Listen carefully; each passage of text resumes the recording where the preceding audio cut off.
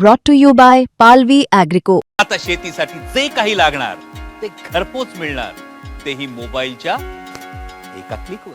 राष्ट्रवादी काँग्रेस पक्षात नेतृत्व बदलाच्या चर्चांना वेग आला असून उपमुख्यमंत्री सुनेत्रा अजित पवार यांना पक्षाच्या राष्ट्रीय अध्यक्षपदी नियुक्त करण्याची मागणी करण्यात आली आहे. पक्षातील 30हून अधिक विविध सेलचे राज्यप्रमुख या मागणीसाठी एकवटले असून त्यांनी याबाबत थेट पक्ष नेतृत्वाकडे पत्राद्वारे भूमिका मांडली आहे. राष्ट्रवादी काँग्रेसच्या विविध आघाड्या व सेलच्या राज्यप्रमुखांनी राष्ट्रीय कार्याध्यक्ष प्रफुल्ल पटेल आणि प्रदेशाध्यक्ष सुनील तटकरे यांना संयुक्त पत्र पाठवलं आहे.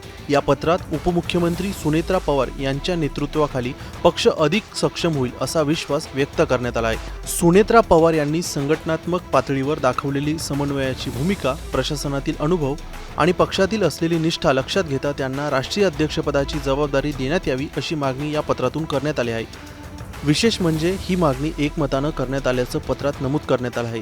राष्ट्रवादी काँग्रेस प्रदेश चित्रपट साहित्य कला व सांस्कृतिक विभागाचे बाबासाहेब पाटील यांनी ही मागणी केली आहे. तसेच अधिक 29 अधिकच्या सेलच्या प्रमुखांनी देखील यावरती स्वाक्षरी केलेली आहे. या घडामोडींमुळे राष्ट्रवादी काँग्रेसच्या अंतर्गत राजकारणात मोठी हालचाल निर्माण झाली आहे असून पक्ष नेतृत्व याकडे काय निर्णय घेतं याकडे सर्वांचं लक्ष लागलं आहे. ब्युरो रिपोर्ट, मुंबई तक.